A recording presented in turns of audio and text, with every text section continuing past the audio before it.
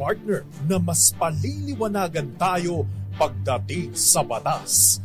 Mga payo ng mga abogado, mga usaping abogado na mas malinaw na pag-uusapan para mas maintindihan natin. Kumpanyera ng Bayan, si Attorney Rina Seco at ang Panyera ng Bayan, si Attorney Cam, Cheryl Adami Molina. Dos Kumpanyeras sa DZRH Radio, DZRH TV at DZRH Online. Bago mo kasuhan, bago ka pumirma, bago ka makipagkasundo, makinig muna sa Dos Kumpanyeras. Dos Kumpanyeras. Magandang gabi Pilipinas, ito pa ang programang Dos Kumpanyeras at kami po ang inyong nakakasama ngayong gabi. Kami po ang mga panyera ng bayan. Ako po si Attorney Rina Seco. Attorney Campo, Cheryl Adami Molina. Tuloy-tuloy sa pagbabalita. Tuloy-tuloy sa serbisyo. Sama-sama tayo, Pilipino. Dos Kumpanyeras. Nakumpleto din po kami sa wakas. Oo nga kahit medyo pause pa tayo pareho. Oo, meron pang mga sabit-sabit attorney kami. Pero kumusta po ba kayo? Kumusta ka, partner? Ito medyo bumuti-buti na. Pero viral talaga panyera ngayon yung ubo at sipon. Parang gumakala talaga. Sabi nga namin, ang mga office mates nga natin dito, sinasabihin ko, wag kang pupunta sa legal ha. Bakit? May virus yata kami doon. Kasi talagang palit-palitan lang kami doon sa legal. Maski sa FM, yung mga DJs natin, talagang 3 to 5 days yung pahinga nila kasi grabe yung viral talaga. Nagpipik kasi siya, Attorney Cam, pagdating ng ika-3 araw. Yes. Ayan, kaya tayo po ingat-ingat. Vitamin C helps a lot, no? Pero kasi Attorney Cam, maganda salubungin nyo na ng gamot kapag ka nararamdaman nyo na, kung pwede magpa-doktor na kayo. Anyway, hindi po yan ang ating tatalakayin tonight dahil pag-uusapan po natin. Alam mo, Attorney Cam, kung paano ko naisip itong topic na ito. Nakatanggap ako ng subpoena. Totoo ba yan? Sa email. Okay. So, kahapon, late bago maggabi. Sabi ko, bakit kakaroon ako ng subpoena? Ano nang nakalagay dun sa email na yun? Kaya lang kasi, Attorney Cam, nung tiningnan ko, sabi ko, scam pala ito. Ay, pero naku. Kasi, Attorney Cam, kung ikaw ay hindi, wala kang kaalam-alam doon sa detalye kung ano ang dapat na nasa subpoena, maaalarma ka talaga. Magpapanik ka. Kung hindi ka pa nakita ng talagang tunay na subpoena. Oo. Pangalawa, Attorney Cam, kasi inaalaw na din kasi ngayon yung service ng subpoena via email. Actually, in fact, may mga pagkakataon na hinihingan kasi doon sa investigation form, complaint form na isinasubmit ipini-fill out ng complainant, hinihingi doon kung alam mo yung email address ng respondent, yung kinakasuhan mo doon sa piskalya, hinihingi na doon ang mobile number at saka ng email address. So there are times na sasabihan ka lang. In fact, nangyari na sa akin ito, hindi personal na kaso ko, kundi sa kliyente ko, na meron daw kaming paghaharap sa prosecutor na via online lang. Ito nung kasagsagan ng pandemya. Text message lang mula doon sa secretary ng prosecutor. Dos Kumpanyeras. Pero ikaw, kakabahan ka pag Siyempre, nakatanggap ka. may mga iba nga panyera na nakakatanggap ng text messages na sinasabi na, antayin mo na lang yung subpoena, galing yan kay fiscal, bla bla bla, ganyan-ganyan. So, wala at kinakabahan. Ano po yung subpoena? Bakit po ako pinatawag? Ano po ba ito? Totoo ba to? Legit po ba to? Yan. Magugulat ka din kasi minsan baka sabihin mo, bakit mo po problemahin kung wala ka namang kaso? Kung hindi ka naman guilty. Kaya lang kasi, Attorney Cam, sa dami ng mga scam ngayon at sa dami ng mahilig gumawa-gawa ng kwento, mga etsoserang palaka, maaalarma ka din. Kaya nga sinasabi natin sa ating mga kababayan, kapag ka po ikaw ay nakatanggap ng subpoena or patawag mula sa korte, mula sa prosecutor's office, hindi mo siya pwedeng deadmahin na hindi naman ako guilty. Kasi habang maaga pa, dapat naaagapan mo na. Kasi chances are, may mga iba kasi, Attorney Cam, mag-i-issue na lang ng information, to file the case in court na wala ka man lang kamalayan. Correct. So, importante po, na tayo ay aware sa kung ano ang tama at ano ang inaasahan nating, kumbaga, ay yung form ng legit na subpoena. Ayan. Lalo na ngayon, Attorney Cam, with the advent of yung online lending apps, yung mga Yan. OLA, Mm-mm. na mayat maya, no? Nakakatanggap ng kung sino-sino, nangutang ka o yung mga Facebook friends mo, o ikaw, damay ka. Dahil nga kung ano-anong pinalalabas at kung sino-sinong law firm kuno or lawyer kuno ang pumirma doon sa patawag sa'yo. Dos Compañeras. Kaya naman po, no, para sa ating kapanatagan ng loob, Yes. Mm-mm. ituturo po namin sa inyo kung ano yung mga basic na features ang nasasaad, no, doon sa isang subpoena or valid na subpoena para at least kung sakasakali man makatanggap kayo, alam nyo na on its face kung dapat ba akong dumulog sa abogado? Mhm. O, deadmahin ko lang ba ito? Mhm. Yan. Kailangan bang kabahan ako? Mm-mm. Kailangan bang ma-stress ako? Mhm. Di ba kasi panyera pag nakakatanggap ka ng subpoena, Magpapanik ka. hindi ka na makatulog ng gabi. Ako nga na abogado, ako nagpanik ako eh. Paano ako nagkaganito? Oo. Wala naman akong kaso. Iniisip ko, meron ba akong nabangga? Oo. Wala naman akong nababangga. Mhm. May bumangga sa akin. Oo. Pero siya, inareglo niya ako. In fact, Mhm. pinagawa niya yung kotse ko. And that's Fine, 2019, diba? no? Mhm. Ito yung nakastop ako, biglang, nakastop talaga kasi Yes. nandun ako sa front dahil stop pa naka-red pa Biglang umandar yung nasa likod ko. So, tinamaan niya ako. Hindi ko yung kasalanan. So, hindi ako ang may karapatan doon na magkaso. Other than, wala naman akong utang. So, ito yung iniisip ko. Sabi ko, bakit nagkaganon? Ayan. So, yung ating mga kababayan, kung ako nga kinabahan, how much more kung somebody na walang kaalaman sa kung ano yung forma. At least ako more or less, alam ko yung nilalaman ng isang Yes. valid na subpoena. Dos Compañeras. So makinig po, no? And of course, Attorney Cam, meron din tayong DZRH Malakas promo tonight. Dalawa pa rin ang mananalo at ito, ifo-forward ko sa iyo, Attorney Cam, para ikaw na ang magsasabi ng ating DZRH Malakas promo question. Ayan. Meron po tayong 2 winners na tatanggap po ngayon ng 500 pesos. Kaya naman sagutin ang katanungan na ano ang dokumentong ipinadadala ng korte sa defendant at nag-uutos dito na sagutin ang kaso laban sa kanya. Dos Compañeras. Makinig pong mabuti dahil hindi po subpoena ang sagot dyan. Ang mga promo questions ay ginagawa ko siya na para at least informative din, para sa ating mga kababayan. Something na matatandaan natin. Hindi masyadong common, pero informative din. Para at least, lagi nga nating sinasabi, lagi pong lamang ang merong alam. Yan. So, pwede kayong magpadala pa, Attorney Cam, at saan sila pwedeng manood at magpadala ng message nila? Kami po ay live ngayon sa ating mga social media platforms, DZRH News, DZRH News Television, o kaya po DZRH Dos Compañeras Facebook page. Pag sasagot po kayo, punta po kayo sa DZRH Dos Compañeras Facebook page.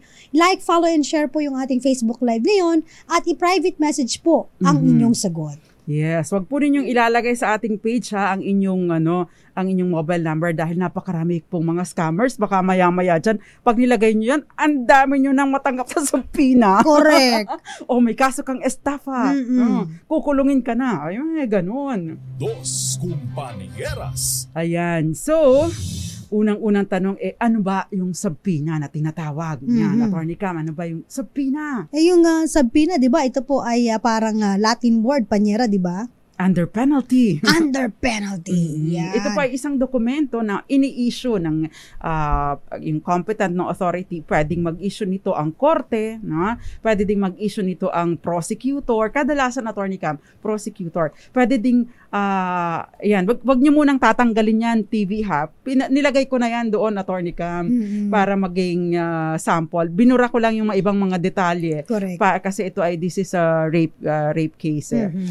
So, ito po ay isang dokumento para patawag, imbitasyon, hindi sa handaan, Hindi rin ito imbitasyon para sa kasalan o sa birthday yan, Imbitasyon ito dahil either kailangan mong mag-testify, sa korte ito, o kaya naman ay kailangan mong sagutin, ang isang reklamo laban sa iyo. Dos Compañeras. Yung mga pag-testify, Attorney Cam, ito yung tinatawag na subpoena ad testificandum. O kaya naman to produce something is subpoena duces tecum, yung to bring some documents, no? So yun po yung yun. Pero usually, Attorney Cam, sa pag-uumpisa ng kaso, doon pa lang sa preliminary investigation, pag sasampa ng paunang reklamo, ito ay idinudulog. So ito ay, kung kasong kriminal, ito ay idinudulog sa prosecutor's office. Yes. Prosecutor, fiscal, iisa lang po yan. Yan. So ito po isang formal na kasulatan na inisyu po ng korte o officers ng court para ipiit ang iyong presensya. At kung susuwain mo ito, ay maaari kang maparusahan ng contempt of court. So hindi lang ito sa korte. Yes.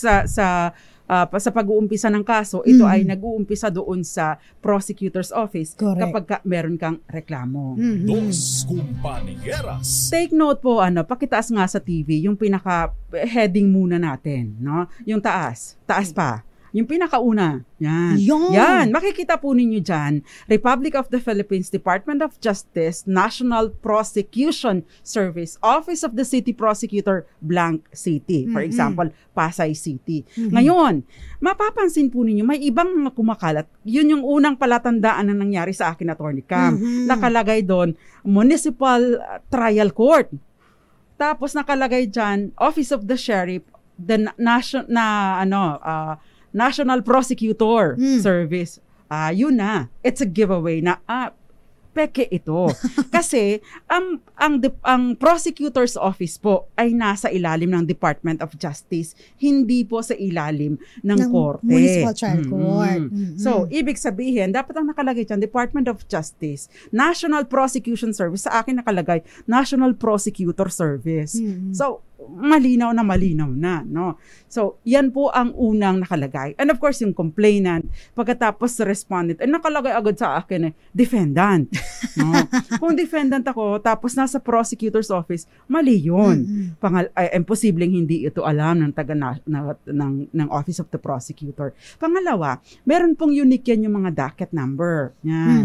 Ayan. At saka doon makikita mo kung ano yung violation na allegedly ay sinasampal laban sa iyo. Inireklamo sa iyo. Ayan. Dos Compañeras. Tapos may nakalagay po dyan, title, subpoena. Subpoena. Take note po, yung word na respondent, ito po yung inireklamo sa prosecutor's office.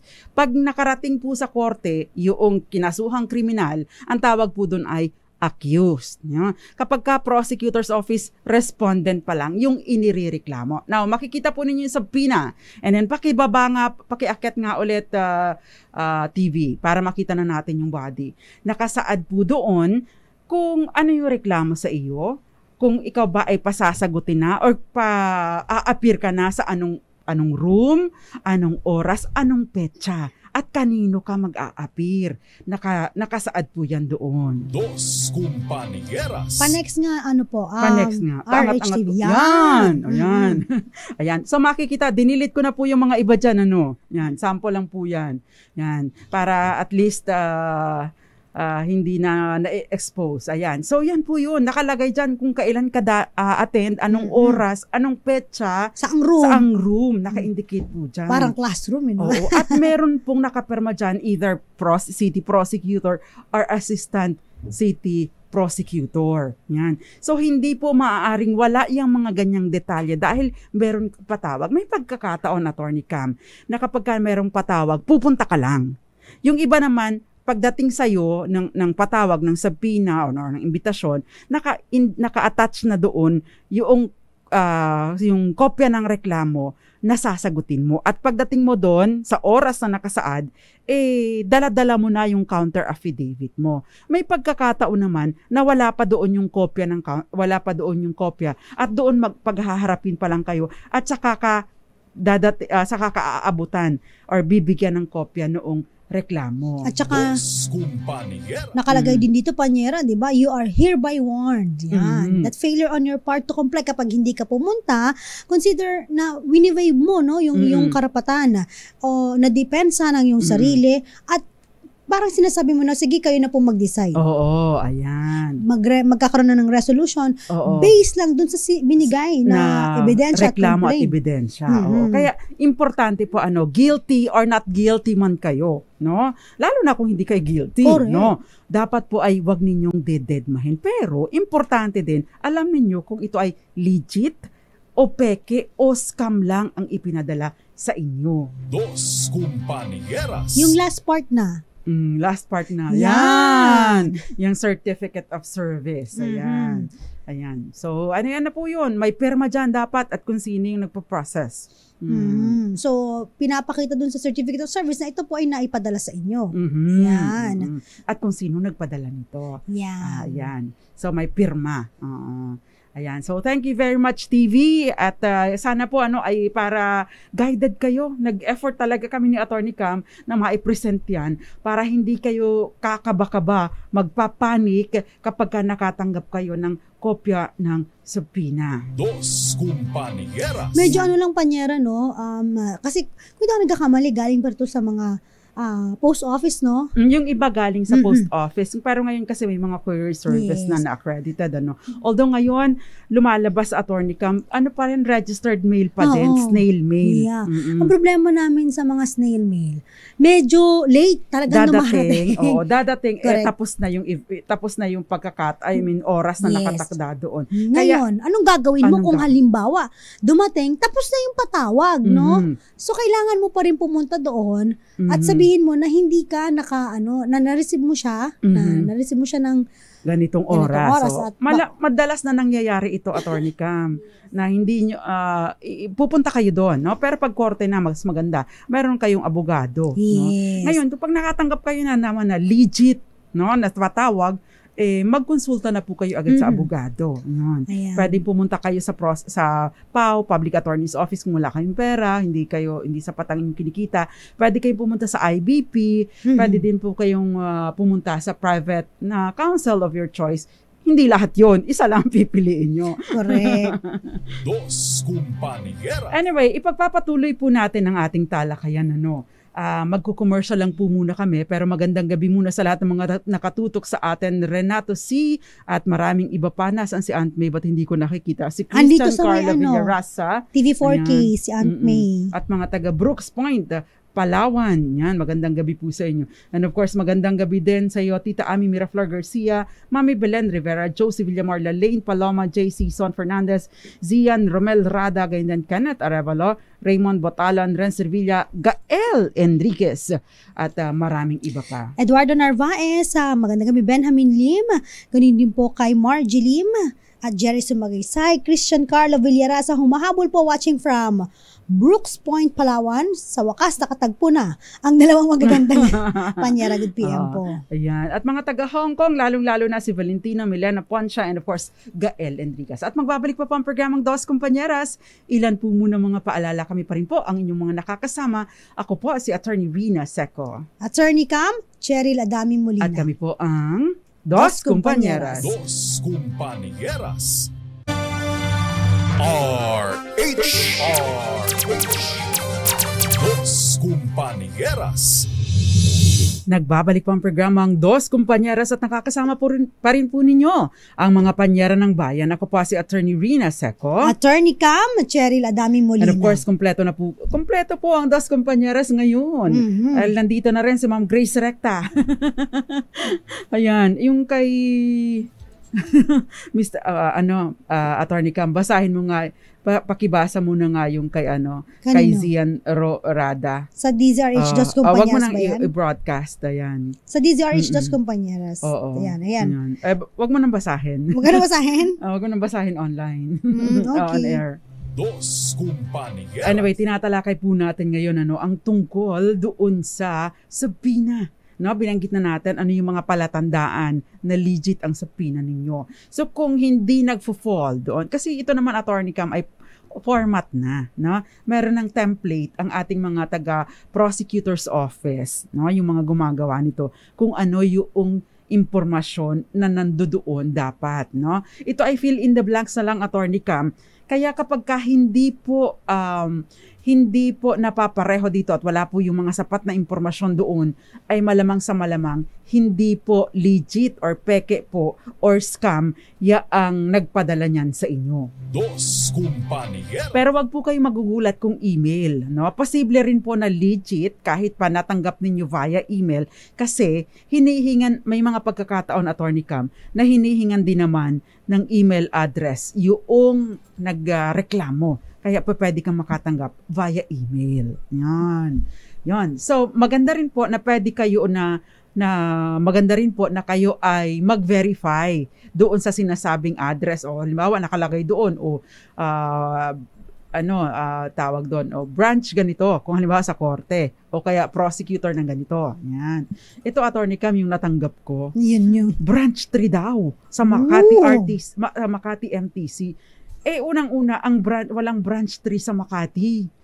Ang branch 3 ay nasa Manila. Yan. So, hindi po magkakapareho ang branches, no? Sa kada lugar. Yan. Dos Compañeras. Anyway, yan. Na-share ko itong experience na ito para din na mapagkuhanan din ng aral. Dahil, syempre, Attorney Cam, tulad ng binanggit na natin, nakakakaba din naman talaga. Magpapanik ka kung ika ay walang kamalayan. Yan. Ito ay common na nararanasan ng ating mga kababayan na biktima ng online lending app. Yan. Meron din pa niya na mga nag-message sa atin na paano ba to? Legit po ba ito? Tapos wala namang nakapirma. Mm-hmm. So, dapat may pirma ito. Wala daw pirma. Tapos parang isinend lang, pinicturan lang, sinend lang via phone. So pag mga ganun po, no, unang-una, wag po kayong kakabahan. Yan. So kung meron kayong kakilala din na abogado, itanong din ninyo. Pero the mere fact na wala po itong signature, halatang-halata po na ito po ay isang panloloko lamang. Ginawa. Madali lang mag-draft Yung pirma ang at saka, mahirap. Attorney Cam, yung mga dokumentong ito, may mga template nito. Available ito online. So baka ginagaya lang po. Ang titignan niyo po dyan, sino yung signatory. Yan. Yes. Tsaka dapat marami naman tayong oras na mag-Facebook tingnan din natin hindi lang sa Facebook, sa ibang app, no? Pwede din po tayo mag-check sa Supreme Court kung saan branch ba ito? Totoo ba ito? Tsaka, kasi hindi po magkakapareho yan. Tsaka makikita nyo naman po sa website ng Supreme Court, yung mga official list ng mga abogado na nandoon. Yes. Oo, take note din po. Isa pa, yung nagpadala sa akin, chinek ko agad. Siyempre, meron akong IBP app, no? Nakalagay doon yung mga abogado at saka yung kanilang, yung basic na information ng abogadong kailan naging abogado, kung ano yung roll number. Siyempre, nag-check ako. Wala doon. Diba? Wala doon. So, importante din po na malaman din ninyo. Dos Compañeros. Of course, marami po ngayon ang nag-aabogaduhan, kagaya ng maraming notary public, kunyari, kahit hindi naman totoo, or ginagamit ang pangalan ng iba sa pagnonotaryo, kahit patay na yung ginagamit nilang mga pangalan. So, may question dito, Attorney Cam. Akusado lang po ba ang nagkakatanggap ng subpoena? No? Hindi po lahat sa lahat ng pagkakataon. Kapag ka po nanggaling sa prosecutor's office ang subpoena, ibig pong sabihin, kayo po ay sinampahan ng kaso. Respondent po kayo. O sinampahan ng reklamo. Respondent po kayo. Kapag ka po ang nagpadala sa inyo ng subpoena ay ang Office of Senate, kung anumang committee o kaya ang Kongreso, ibig po sabihin magte-testify po kayo sa ginagawang investigasyon. Pag ang nagpadala po sa inyo ay ang Sandigan Bayan or ang Ombudsman, maaari po na may kaso kayo doon. Kapag ka po ang nagpadala sa inyo ng subpoena ay ang korte, no? Maaari po kayong kinukuha bilang testigo. Yon. Kasi kapag ka po kayo ang party, summons ang matatanggap ninyo. Dos Compañeros. Kapag ka po sa korte. Yung summons naman, pinadadala po yan ng korte. Ito yung pagkakaiba. Pinadadala po ng korte ang summons. S-U-M-M-O-N-S. Summons, no? Ang plural form is summonses, no? Pinadadala po ng korte ang summons, no? Sa isang defendant o yung sinampahan ng reklamong sibil, no? Para ikaw ay hingan ng answer, pasagutin ka doon sa reklamo laban sa iyo. Dos Compañeros. Ayan. So, alam po ninyo yung pagkakaiba ha. Doon po ay defendant sa civil case na kaso. Yan. Kapag ka po nasa korte na. Again, kapag ka kriminal, accused kapag ka nasa korte. Ayan. At usually, Attorney Cam, people of the Philippines kapag criminal, pag crimen case. No? Yan. So, people of the Philippines or Republic of the Philippines versus the accused. No? Kapag ka nasa prosecutors pa lang, A versus B. Ayan. Complainant A, versus complainant respondent. versus B, respondent. Respondent. Kapag ka Yes. sa korte, civil case, A, no? Pwedeng petitioner, yan. Tapos, pwede din namang plaintiff, yan. Tapos, sunod, defendant. Ayan. Dos Compañeras. So, yan pa mga basic nating dapat na malaman. So, hindi po lahat ng nakatatanggap ng subpoena ay may kaso. Yan. Next, Attorney Cam. Eto nga ano ang gagawin ko po kung hindi pa rin po umattend yung pinatawag sa amin 2 beses na po. Okay, usually, di ba Panyera, parang hindi ako nagkakamali, parang hanggang 3 beses ka ipapatawag kapag hindi ka pumunta, submitted for resolution. Ito yung sinasabi natin na kailangan sagutin pa rin po ninyo. Yes. Yan. At saka kung halimbawa, no, merong binigay na complaint, so, complaint affidavit. So, ano yung dadalhin nyo pagpunta nyo? Ayan. Importante po yun. Importante. Mga dokumento. Dokumento. Ayan. Wag po yung original. Yung po muna mga photocopy ang dadalhin ninyo bilang mga annexes. Yan. Annexes yun later on kapag ka nandun na kayo sa korte, magiging exhibit na. Pero sometimes, no, even dun pa lang sa may prosecutor level, yung iba po, mas maigi na kumonsulta sa abogado dahil Oo. meron po silang mga facts, may mga elements na dapat ilagay doon para mapakita na kayo po ay merong balidong depensa. Diba, Panyera? Kasi sa umpisa pa lang, Attorney Cam, dapat ini-establish mo na, dapat din na identify mo, relevant ba ito? Ito ba'y makakatulong sa akin o makasasama itong dokumentong ito? Yes. Kaya importante po importante din po na kayo ay talagang kumukonsulta sa abogado. Dapat ay guided po kayo ng abogado kapag merong nagsampa ng reklamo laban sa inyo. Dos Compañeras. Panyera, no, halimbawa, no, merong isang kliyente nagsabi, na-filean siya, bouncing check law, no? BP29. Pumunta, 22. BP22. Pagpunta doon, pinakita pa, close account na nga po yan eh. Oo, close account na po. Pinakita pa, annexes close account. Close account. Ang tagal na po niyan eh. Di may ebidensya na. Yes, umamin ka na. Oy, Oo. eto nga. Close diba? account pa pala dati, ba't ka nag-issue ng check na worthless Yes. check? Di ba? Huli-huli ka kaagad doon. Oo, Di ba? yan. O, tinuturuan na kayo ni Attorney Cam, paano? Dos Compañeras.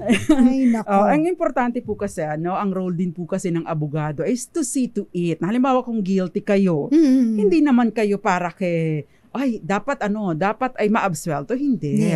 Dapat lang yung sa tamang proseso Yes. na mi-maintain, nakikip yung mga observed yung mga karapatan and at the same time, yung tamang parusa lang. Hindi naman yung napakaliit lang ng kasalanan mo, ang laki ng parusa sa'yo. Yes. Diba? At saka, so, yun po. sa mga civil case naman po, ini-encourage pa rin na to have yung settlement pa rin, Panyera, oo. di ba? Para mas maigi na dun pa lang sa prosecutor level, magkaunawaan na, magkaroon ng settlement, paano masasolusyonan ito, para hindi na umabot pa sa May sa korte, mga diba? kaso po kasi na merong civil na aspeto. Yes. Yan. May mga civil na aspeto. Unlike yung like sa drugs, wala siyang civil aspect. Kasi sa drugs, so wala siyang private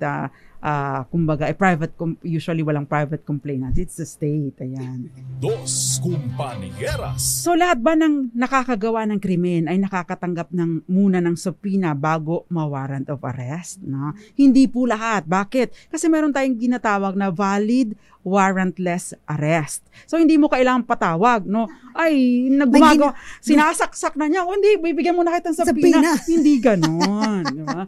Yun, may mga pagkakataon po na pinapayagan, ano, no? To deter na din yung furtherance ng krimen. May nagagawa ng krimen dito. Bawal pa yung hulihin. Kasi wala pang warrant of arrest. Wala pa, pwede ba kailangan pa sabina. Hindi. Meron pinapayagan po. Exception yun. Generally, kailangan ng warrant of arrest at generally, kailangan isabina dahil bahagi po ito ng due process o karapatan ng akusado o ng sinasampahan ng kaso. Dos Compañeras. Ang tanong ngayon, paano kung nakatanggap ka ng sabina tapos hindi mo pinansin, Attorney Cam? Ano yung pwedeng mangyari sa'yo? Ayan. Sige, Attorney Cam, go. Bala ka sa buhay mo. Bala ka dyan. Bala ka dyan. So again po, submitted for resolution. Kapag ito po ay inakyat sa korte, ipapatawag ka naman po ng court. Yan. Although, take note din po, meron na yung tinatawag na yung reasonable, kumbaga, certainty of conviction. So, meron pong circular, no? Ang Department of Justice, no? Yes. Kaya nga po yung kaso ni, anong tawag doon? Si Remulla, di ba? Yung anak ni Remulla, wala daw certainty of conviction, sabi, kaya dinismiss ang kaso, no? Anyway, kapag yung parang kumbaga malabo naman yan na maipanalo sa korte kapag ka mag-hearing. So wag na nating isampa. Binibigyan ng ganong kapangyarihan ang mga prosecutor para din maiwasan yung pag-clog ng mga kaso sa korte na later on madidismiss lang din naman. So dalawa po ang magiging resolution. It's either madismiss o iakyat sa korte. Ano pa, kailan ba inaakyat ang kaso sa korte? Kapag ka merong findings ng probable cause. Ano yung probable cause, Attorney Cam? Na maaaring itong krimen na ito, itong allegation na ito, ay nagawa mo talaga. Na maaaring ang nangyari ang krimen na ito at maaaring ang itong taong ito na inirereklamo ang may kagagawa nito. Kaya titingnan natin sa korte kung siya nga ang totoong may sala. May sala. Dos Compañeras. Ayan. So magandang gabi and thank you very much, Ma'am Grace Recta. Sabi niya, very enlightening. Thank you very much Sabi po. ni Mitch say, akusado lang po ba ang nakakatanggap? Yan yung sinagot natin. Yan. Not necessarily, no? Ayan. Si Hil Ocampo nanunood at nakikinig sa atin yan sa Quezon Province. Saan po kayo sa Quezon? Magandang gabi din po, Arlene Domingo. Ayan. Sabi dito, may nagsabi, natapos na po kami, Attorney Cam, Attorney Rina, sa affidavit at counter affidavit. Sabi po sa amin, submitted for resolution na daw po. If ever, ano po ba ang dapat namin gawin? Ay mag-aantay kayo. Antay na lang po, no? Kung ito po ba ay madidismiss, at kung may probable cause po, iakyat po ito sa korte. Kapag ka po ganyan, try nyo po kaagad kapag ka naisampa yung kaso, yung information. Ang tawag po doon sa resolution, after po ng resolution, ay information, ipa-file doon sa korte, no? So, pag nag-file na po ng information, kaya pakaabangan ninyo kasi baka ma-issue kayo ng warrant of arrest, mapusasan pa kayo. As soon as maisampa po kasi yung information in court, you can already file for bail. You can apply for bail. Kasi later on naman, kung ma-dismiss yung kaso, matapos na yung kaso nyo, yun pong bail na ibinayad ninyo ay mababawi din naman ninyo. So, mas maganda na po na para hindi kayo maaresto, hindi kayo mapusasan, maari po kayong mag-file na kaagad ng bail. Lalo na bailable naman talaga yung kaso niyo. Kasi generally, lahat po ng kaso ay bailable except doon sa mga capital offense and the evidence of guilt is strong. Dos Compañeras. So again, yun po ang tinatalakay natin ha. Yung sabina ay patawag, imbitasyon, hindi para sa handaan, kundi para ikaw ay sumagot doon sa isinampang reklamo sa iyo kung ito ay sa prosecutors. Kung halimbawa naman, ibig sabihin prosecutor, criminal case. Kung halimbawa naman korte ang nagsabi sa iyo, nagpatawag sa iyo, maaring ito ay subpoena para ikaw ay mag-testify. Kaya merong subpoena ad testificandum at subpoena duces tecum para to produce, para inuutusan ka na pumunta sa korte at dalhin yung mga ibang dokumento. Ngayon, kung ikaw naman ay defendant sa civil case, kinasuhan ka kasong civil, ibig sabihin halimbawa, kagaya na lamang, ano ba yung mga civil cases? Collection ng sum of money, o kaya naman ikaw ay kinasuhan ng halimbawa ay nag-file ng annulment laban sa iyo, legal separation, o kaya ay custody, no? Mabawi yung anak sa iyo, o kaya ay yung anong tawag doon, support, no? Mhm. Yung mga ganyan po, ikaw, defendant ang tawag sa iyo, ikaw ay inuutusan para sumagot, no, doon sa sinampang petisyon o reklamo para yung reklamong sibil laban sa iyo. Dos Compañeras. So, yun po yung tinatawag na summons. Mhm. Yan. Defendant sa civil case. Ayan. Dos Compañeras. Para po sa ating malakas online promo ha, sagutin po ang katanungan, ano ang dokumentong ipinadadala ng korte sa defendant at nag-uutos dito na sagutin ang kaso laban sa kanya. Mhm. Yan. Padala po, nandun na yung discussion natin. Mhm. So, hindi po subpoena. Sinasabi ko na. Ayan. So, ano yung mga pwede nyong gawin? Una, syempre, unang schedule, puntahan nyo na kagad, no? Kumonsulta na agad ng abogado, and of course, dapat on time din kayong pupunta. Kasi may mga Oo. prosecutors attorney na stricto. Mhm. Pag wala ka, usually, andyan na ba yung Adami at saka yung Molina? Kompleto na po. Case 1. Oh. Ay pag wala kayo doon, o kaya naglalamierda pa kayo doon sa medyo nagpapahangin kayo doon sa malamig-lamig na area at tinawag ang kaso ninyo, ay patay, absent. Oh, meron nga ako kakilala eh. Ang sarap ng tulog niya eh. Tinawag na yung... Tapos na. Oo, pagising niya at wala na yung prosecutor, yung assistant prosecutor na Oo. nagtatawag. O pag Naku. halimbawa naman late dumating sa inyo yung subpoena at natapos na pala yung schedule niyo, pumunta po agad kayo doon. Ma'am, sir, hindi ko po natanggap on time, kaya po hindi po ako nakapunta. Dos Compañeras. May pagkakataon naman, Attorney Cam, nasa korte, kapag korte ang nagpatawag, pwede kayong cite for contempt. Anong ibig sabihin ng contempt?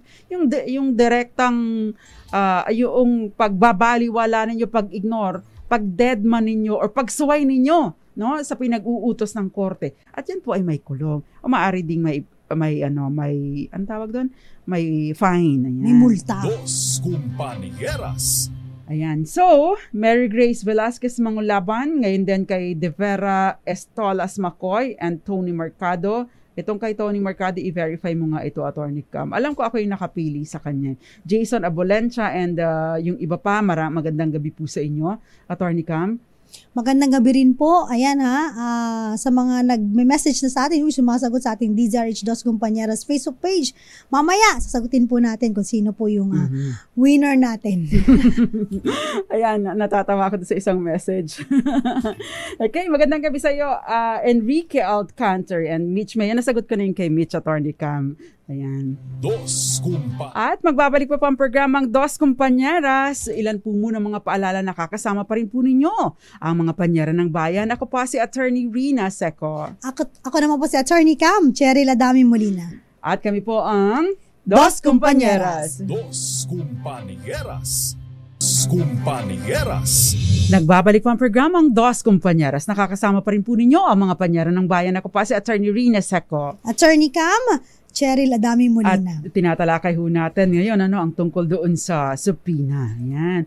Alam nyo, ilang beses na po namin itong tinalakay. Yung tinalakay natin, Attorney Cam, kung ano yung pwede mong gawin kapag ikaw ay nakatanggap ng subpoena. Unang-unang, syempre, dapat yung gawin, alamin mo kung ano, kung legit o hindi, o peke ba yung subpoena na natanggap mo. Kasi nagkalat ang mga peking subpoena, Attorney Cam. Huwag kang kakabahan. Jig. Oo. Pero talagang normal talaga no? Normal kasi yung Oo. kabahan, Attorney Cam. Kasi pag wala ka namang kaba, baka i-deadma mo, tapos bigla na lang malaman mo, ay, Yes. may arrest warrant na pala ako. By the way, ang arrest warrant po, may mga subpoena na, under, penalty of arrest. May mga ganun pang nakalagay. Huwag po kayong kakabahan pagka ganun, dahil peke po yan. Kasi ang korte lamang po ang nag-i-issue ng warrant of arrest. Tama. No? Ibig pong sabihin, para ma-issuehan ka ng warrant of arrest, naisampa na ang kaso sa korte. Ang ibig mong sabihin nun, yung information ay naisampa na ni prosecutor. Dos Compañeras. Ayan, and of course, tumatanggap pa rin po kayo ng inyong mga questions. Baka may mga questions, Attorney Cam. Hindi ko kasi, may question dito. Ito. Paano po kung naka-receive ng text message na pakilalang paralegal specialist ng isang attorney at sinabi na may client sila na nag-file ng case sa iyo? Pwede po ba yun? Yan. Naranasan ko na, Attorney Cam. Ito ay hindi naman text message na nagsasabing may kaso ka. No? Ang nagsasabi dito, meron pong nag-set po si prosecutor collusion investigation bukas. Tapos binadalhan ako ng copy ng link. Ito yung noon pa. Yung ano bang tawag? Microsoft Teams ba 'yon? Yan, Microsoft? Hindi Zoom. Oo. Hindi Teams, pa siya. Oo, hindi Zoom. Kasi yun ang usually ginagamit sa korte. Yun. Pero ito sa prosecutor's office, sa annulment case naman ito, Attorney Cam. So, pwede po yun na mangyari, no? Pero ngayon, Attorney Cam, hindi na masyado ngayon. I don't think na papayag or kasi kahit mahirap po din po kasing i-ascertain na yun talaga yung mobile number niya.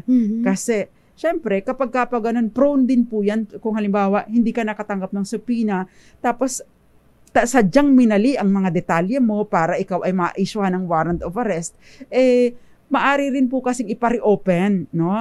Maari rin po kasing ipare-open yung investigation. Or worse, pwede pang maireklamo. May nakita na ako mga kaso, Attorney Cam, inireklamo ang prosecutor pati ang staff dahil sa negligence. Ayan. Dos Compañeras. Ayan. So, wag po ninyong pansinin kapag kaganyan para legal specialist. Hindi po ganun. Ang antayin niyo po yung aktual na nanggaling dun sa prosecutor's office. Ayan. Ito, sabi rito, kailangan po ba nasa prosecutor agad? Kapag magkapit-bahay, hindi po ba dapat dadaan muna sa barangay? Magandang question. Alam niyo po, may mga exemption po, no, kapag sa barangay level, yung tinatawag nating barangay conciliation, no? Kailangan po kasi, kahit na kayo magkabarangay, no, paano kung ang kaso ay ang krimen lagpas ng 1 year, yung parusa, for example, homicide, mga ganyan, no, murder, illegal possession of firearms, robbery, estafa. So, hindi po dadaan sa may barangay yan. Diretso po agad yan sa prosecutor. Yan. So, may mga ganun po, no? Basta po, exemption sa barangay, halimbawa, kahit magkapit-bahay kayo, yung pala ang kalaban mo ay yung korporasyon niya. So, hindi rin siya pwedeng ipatawag sa barangay. So, may mga exemption po. Pag yung mga bababa, simple mga kaso lang. Okay. Next, Attorney Cam, ito may question dito. Kapag ka po na-dismissed ang kaso sa prosecutor's office dahil sa hindi pag-attend ng hearing ng complainant po, pwede pa ba matuloy sa RTC o babalik ulit po sa prosecutor yung kaso? Dos Compañeras. Kapag ka po na-dismiss yung kaso sa prosecutor's office, wala na pong iaakyat doon sa korte. Diba? Ibig po sabihin na dismiss na, wala na yun. Maliban na lang kung i-refile, no? Mag-file ulit.